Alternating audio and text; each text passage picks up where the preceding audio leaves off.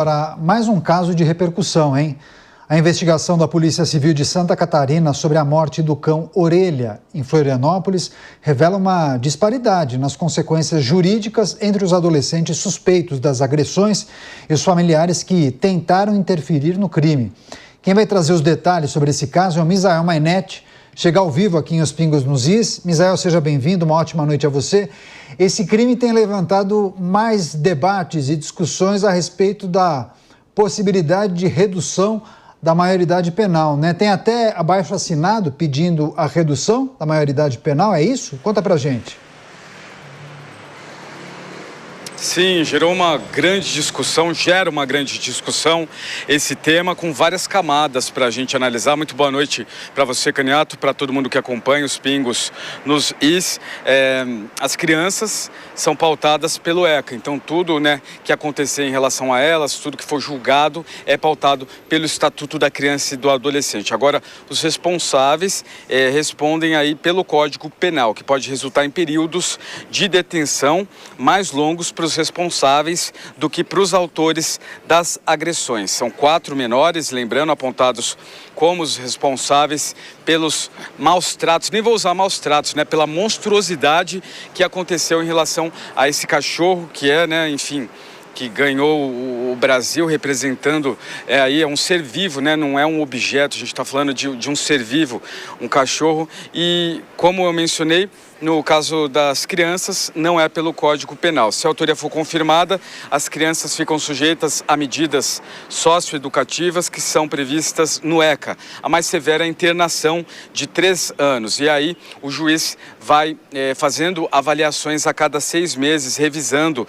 para ver se eles continuam internados ou não. Agora tem a responsabilização pelos adultos. Lembrando que a gente não está falando apenas por eles serem os responsáveis pelas crianças, mas porque eles tentaram coagir testemunhas.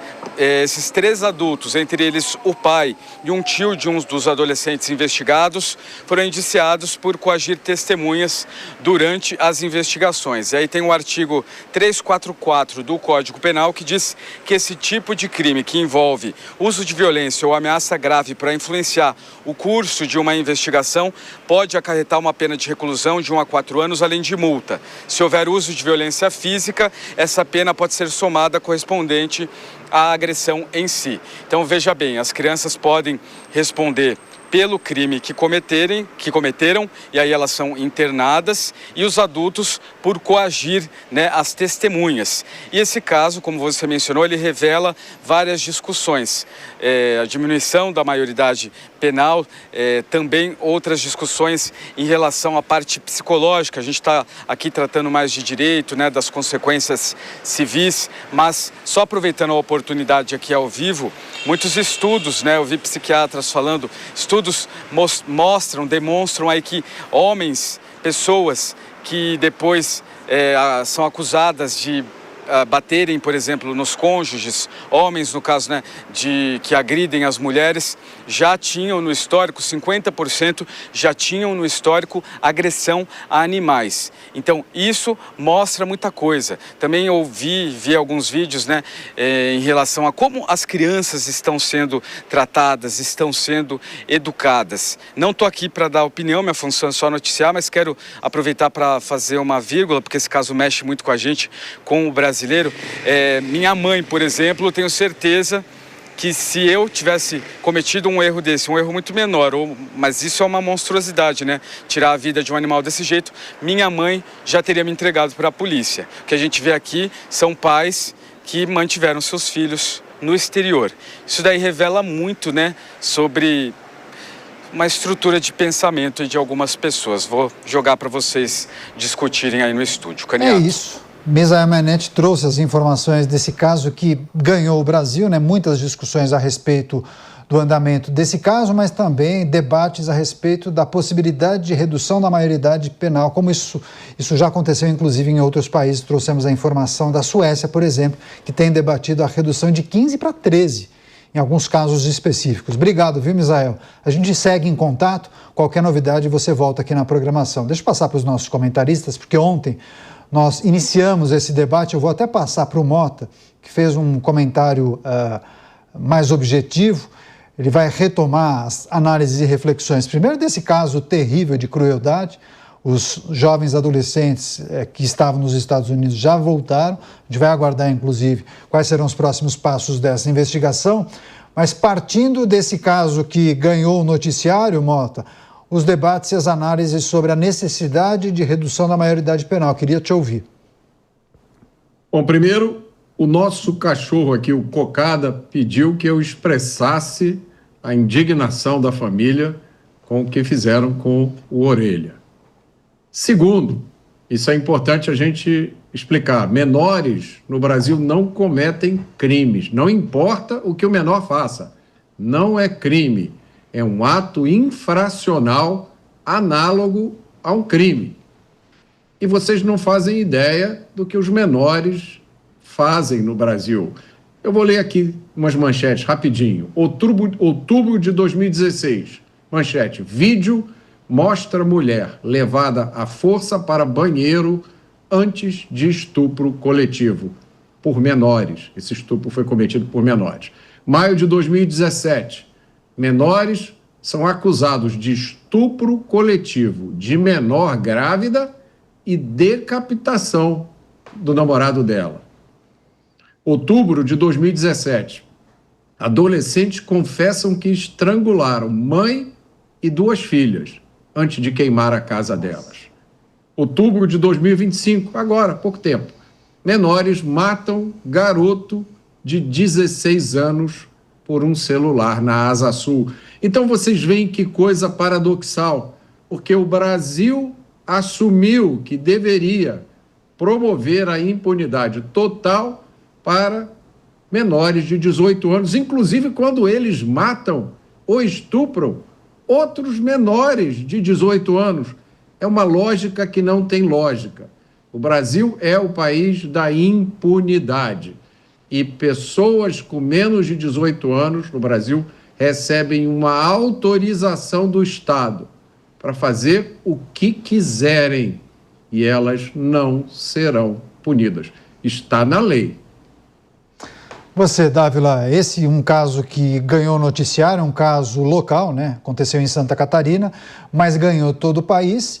E aí muitas discussões a respeito da maneira como os adolescentes trataram dessa questão, um caso muito cruel. Inclusive o cão foi morto por conta de um prego que foi colocado no crânio, ele ficou agonizando. E aí pessoas encontraram o cachorro que foi levado ao sistema de saúde, precisou passar por eutanásia. Mas o que esse caso revela? O que é preciso considerar a partir desse episódio terrível, hein, Dávila?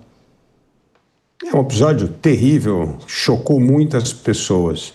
Tem um aspecto técnico e tem um aspecto mais importante que é comportamental, que é a discussão de valores. O técnico, Mota já disse muito bem aqui, o Estado não pode se omitir. Minoridade não pode ser agora escudo para a impunidade. A lei tem que proteger o cidadão de bem e tem que punir qualquer tipo de crueldade, não importa a idade. Essa é a questão técnica. A questão de valores, ela é muito mais importante.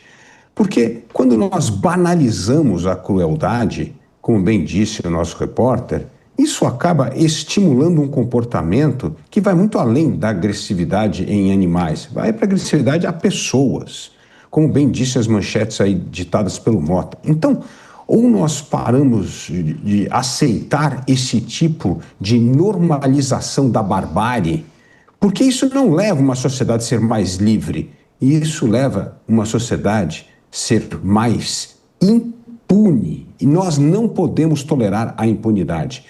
Precisa ter consequência pelas escolhas. Cada um que fizer uma escolha precisa ter consequência. Se entrar para o crime, se cometer crueldade, precisa ser devidamente punido. E isso mostra algo muito sério, que é a crise da família.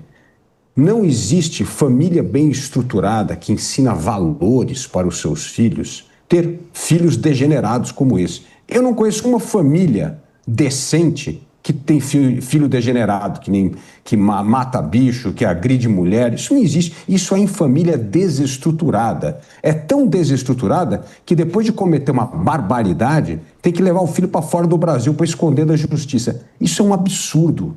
nós temos de resgatar aqui a importância da família na criação de valores. A família é, sim, a primeira escola do indivíduo na formação de caráter e na criação de valores. Então, quando acontece um ato de crueldade desse, mostra não só a crueldade das crianças, mas a falta de caráter dos pais, que tentam omitir um filho que comete um absurdo desse, levando para fora do Brasil.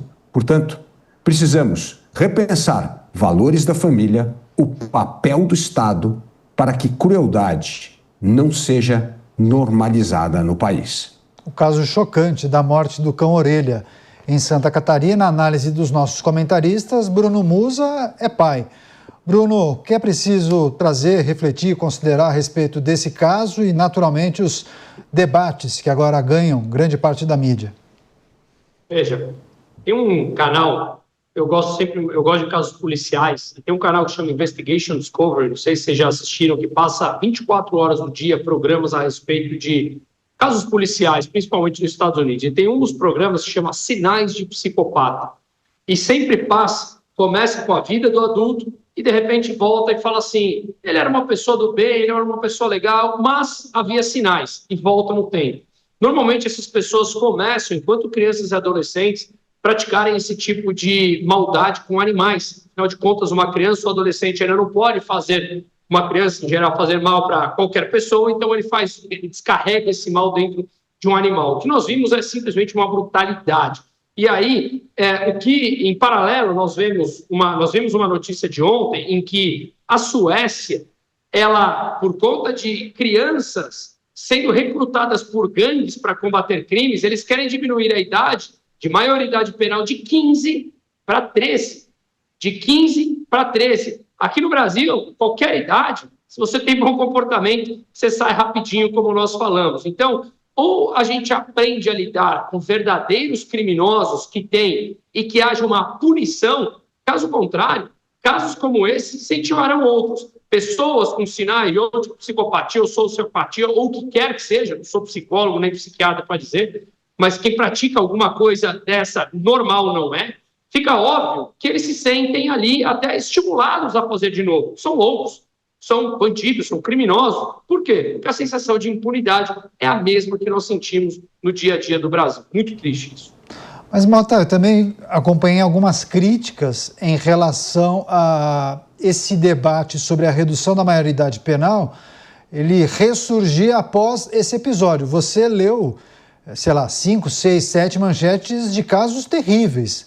Por qual razão essa discussão ganha corpo agora e não ganhou corpo na época do cometimento dessas infrações? Essa discussão surge a toda hora, Caniato, e ela é abafada pelos pseudo-moralistas da esquerda que eles reagem com frases como essa. Eles querem jogar as nossas crianças nas masmorras. Esse é o argumento deles. E aí você vê crimes como esses que eu descrevi aqui, ou como esse da tortura de um cachorro, e você se pergunta que tipo de criança comete um crime como esse? E qual deve ser a resposta da sociedade? Porque um grande número de vítimas desses criminosos, e por que não dizer até monstros com menos de 18 anos, também tem menos de 18 anos. As crianças são vítimas desses criminosos com menos de 18 anos. Então, é óbvio que para cada um desses casos é preciso um exame, preciso se entender o que aconteceu, quem fez o quê. É preciso entender o fato antes de pronunciar um julgamento. Agora, o que nós assistimos no Brasil é o Estado dar a qualquer criminoso com menos de 18 anos uma carta branca para impunidade. E aí, toda vez que acontece um crime monstruoso cometido por alguém com menos de 18 anos, e você diz, está errado, essa impunidade tem que acabar, você ouve essa resposta. Não, mas não se pode discutir sob o calor da emoção diante de um crime como esse. Você vai discutir quando, companheiro? Você vai discutir quando isso? Quando nós estivermos no meio da Copa do Mundo ou da COP30? Quando é que você vai discutir a necessidade de mudança da legislação, se não for no momento em que, mais uma vez, acontece um crime brutal? Só para explicar direito para as pessoas, para ter certeza que elas entendam. Na lei brasileira não existe o conceito de punição de um criminoso com menos de 18 anos. Não é punição. O que o ECA e a lei do SINASE, Sistema Nacional Socioeducativo, prevêem são medidas de reintegração social. Elas não têm caráter punitivo. Então, não está certo dizer que os criminosos, né, com menos de 18 anos vão ser punidos. Percebam, meus amigos, você não pode nem dizer que eles cometeram crime. Você não pode nem chamá-los de criminosos. Você tem que usar o termo. Antigamente era adolescente infrator, o menor infrator. Agora é adolescente em conflito com a lei. Percebam o termo que a ideologia de esquerda criou. Adolescente em conflito com a lei. É lógico, se o adolescente está em conflito com a lei, qual é a conclusão lógica? É a lei que está errada, né? O adolescente só está exercendo o direito dele de ser adolescente. Isso é profundamente imoral, mas é totalmente compatível com a infiltração da ideologia na segurança pública brasileira. Agora, Dávila, se nós precisássemos dar um passo adiante nessa discussão e pudéssemos nos apoiar em alguns cases, modelos internacionais, nós deveríamos partir nessa discussão, talvez no âmbito do legislativo, olhando para quais países. Se é para se inspirar em alguém, o que o Brasil poderia observar? Quando a gente fala de redução da maioridade penal, seria o quê? Reduzir para todos ou somente para alguns casos? Há casos graves, o tal adolescente seria julgado, sei lá, como adulto. Nos Estados Unidos, alguns estados tratam de questões olhando para essa possibilidade, né? Há um dispositivo que permite que o adolescente, que a criança que cometeu uma infração ou um crime, ele seja julgado como adulto. Mas não em todos os casos. Já no caso da Suécia, tem o objetivo de impedir que as gangues recrutem as crianças e os adolescentes. Enfim, há muitos desafios nessa área. Mas para você, qual modelo lhe agrada mais? Bom, primeiro, Canhato, é essa questão, de novo, da família. Se os valores não são bem ensinados em casa, nós não vamos ter uma sociedade de pessoas normais. Na hora que você trata as coisas anormais como normal, e o Mota bem trouxe aqui um ponto importante, ao não tratar um adolescente que comete um crime, se não trata o sujeito como criminoso, qual é o sinal que você está dando? A impunidade é a coisa que reina no país. É aquela história, é a mesma ideia da esquerda ao tratar qualquer criminoso, mesmo que não seja criança. Ele é vítima da sociedade. Aqui, a ideia é o seguinte: são jovens, eles não sabem o que estão fazendo, portanto não pode taxá-los de criminoso, porque vai carregar esse estigma por o resto da vida. É um absurdo isso. Precisa ser tratado, se for crime cometido, como matar, crueldade com bicho, tem que ser punido rigorosamente de acordo com a lei, não importa a idade. Esse é um ponto fundamental. E outra coisa, essas condenações de jovens e crianças, Canhatos, são em países liberais, democracias avançadas. A gente não está falando que isso está acontecendo na China, na Rússia ou no Irã. Isso está acontecendo na Austrália, nos Estados Unidos, em países liberais. Por isso, por que acontece em países liberais? Porque desde cedo a criança tem de aprender na família, na escola, na sociedade, que todos nós temos deveres e direitos.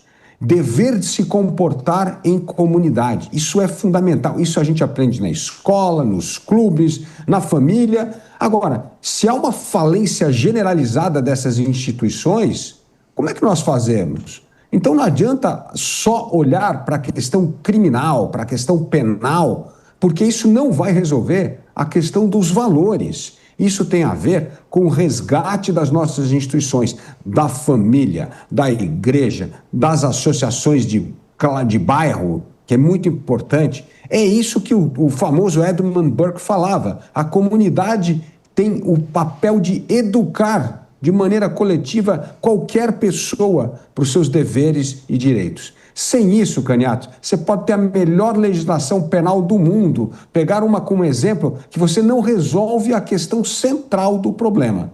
Uma sociedade que relativiza os bons valores e, principalmente, tolera os maus valores, achando que isso não tem culpa o adolescente, que o criminoso é vítima da sociedade. Isso é uma inversão da discussão de valores.